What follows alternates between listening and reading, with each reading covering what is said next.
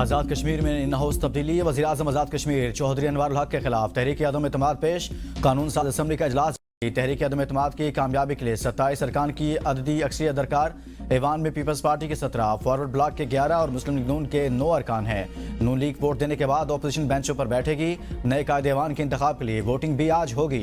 वज़ारत उज़्मा के लिए फैसल मुमताज़ राठौर भारी अक्सरियत से कामयाब होने का इम्कान। कानून साज असम्बली की मौजूदा टर्म में फैसल राठौर चौथे वज़ीर आज़म होंगे। चौधरी अनवर उल हक मुजफ्फराबाद पहुंच गए। उनके हमरा सीनियर वजीर और वजीर दाखिला कर्नल वकार अहमद नूर, चौधरी अजहर सादिक और आमिर अल्ताफ भी मौजूद हैं।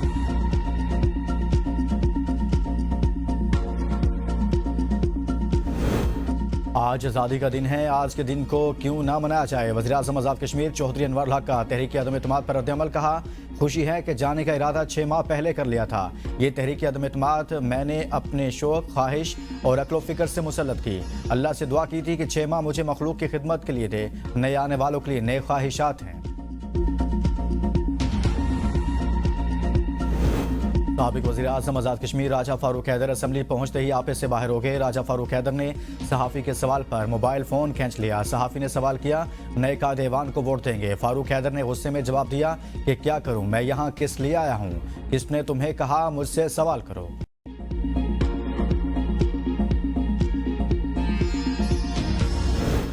आज़ाद कश्मीर में अवामी राज आने वाला है, लोग मुस्बत तब्दीली देखेंगे। अरकान असम्बली के इजलास से कबल इजहार ख्याल। मियाँ वहीद ने कहा, हम माजी में झांकने वाले नहीं, मुस्तकबिल देखेंगे। ज़िया कमर ने कहा, जो खुशी पीपल्स पार्टी के कारकुनान और वज़रा के चेहरों पर है, वही खुशी कश्मीरी अवाम को भी मिलेगी। हमारे पास 6 महीने का वक्त है, भरपूर मेहनत करेंगे। चौधरी बोले, नए कायदे के इंतखाब के बाद तामीर और तरक्की का नया सफ़र शुरू होगा। जो काम रुके हुए थे, हम इन्हें वुसअत देते हुए आगे बढ़ाएंगे। ये जमहूरियत का हुस्न है। नबीला अयूब का कहना था कि पीपल्स पार्टी अवामी हुकूमत है। मैं आज खुश हूँ, आप अवाम का राज देखेंगे।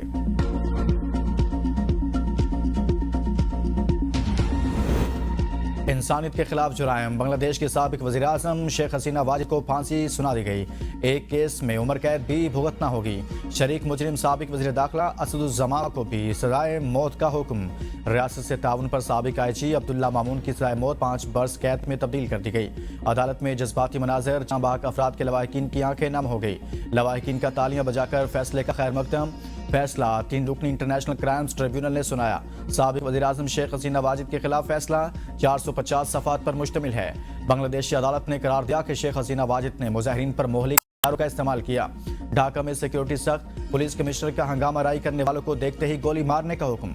2024 में मुजाहिरों के दौरान 1400 अफराद हलाक हुए थे। इस्तिगासा ने साबिक वज़ीर आज़म शेख हसीना वाजिद को सजाए मौत की दरख्वास्त की थी। मुकदमे का फैसला मुल्क भर के TV चैनल्स पर बराह रास्त दिखाया गया।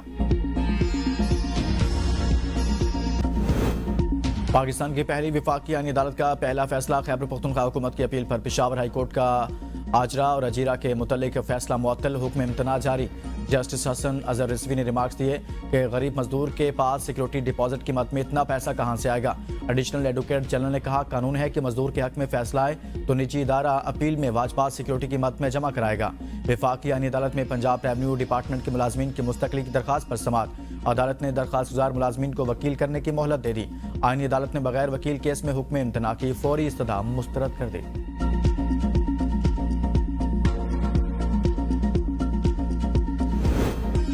विफाकी आईनी अदालत के मजीद 2 जजेस ने हलफ उठा लिया। जजेस की तादाद 7 हो गई। जस्टिस रोजी खान और जस्टिस अरशद हुसैन शाह से विफाकी आईनी अदालत के चीफ जस्टिस अमीनुद्दीन खान ने हलफ लिया।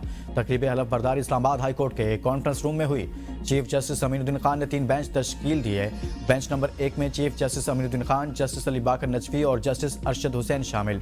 Bench number 2 justice Hasan Azhar Rizvi, justice Karim Khan Agha पर मुश्तमिल। बेंच नंबर 3 में जस्टिस आमिर फारूक, जस्टिस रोजी खान शामिल हैं। इस्लामाबाद हाई कोर्ट का कोर्ट रूम नंबर 2 विफाकी आईनी अदालत का कोर्ट रूम 1 बन गया। चीफ जस्टिस अमीनुद्दीन खान के नाम की तख्ती लगा दी गई।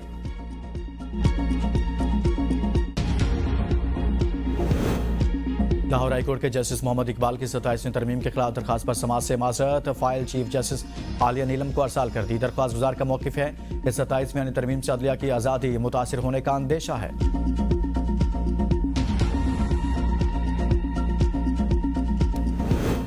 अलीमा खान फिर रावलपिंडी खसूसी अदालत में पेश न हुई। 11वीं मरतबा वारंट गिरफ्तारी जारी। अलीमा खान के रेवन्यू रिकॉर्ड की रिपोर्ट अदालत में जमा। वारंट गिरफ्तारी की अदालती अहकामात की तामील न करने पर chairman CDA chief commissioner Islamabad के भी नाकाबिले जमानत वारंट गिरफ्तारी जारी कर दिए गए। आज इस्लामाबाद को चेयरमैन CDA और चीफ कमिश्नर के वारंट की तामील करने की हिदायत। वकला सफाई की अदम हाजिरी के बायस शहादत रिकॉर्ड न हो सकी। अलीमा खान और दीगर मुलजमान के खिलाफ 26 नवंबर एहतजाज का मुकदमा थाना सादकाबाद में दर्ज है।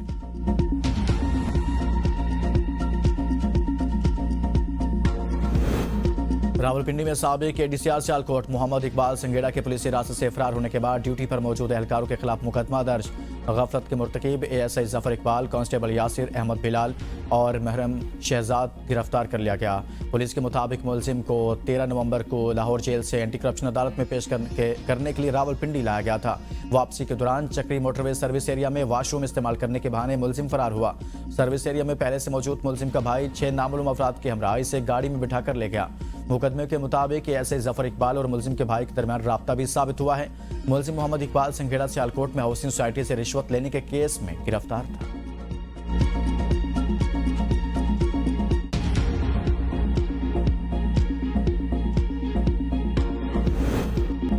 पंजाब भर में दफा 144 के नफाज में मजीद 7 रोज की तोसी। एहतजाज, जलसे जुलूस, रैलियों, धरनों और अवामी इज्तिमात पर पाबंदी बरकरार। 4 या ज्यादा अफराद का अवामी मकामात पर जमा होना मुकम्मल ममनू करार। शादी की तकरीबात, जनाजे और तदफीन पर इस पर पाबंदी का इतलाक नहीं होगा।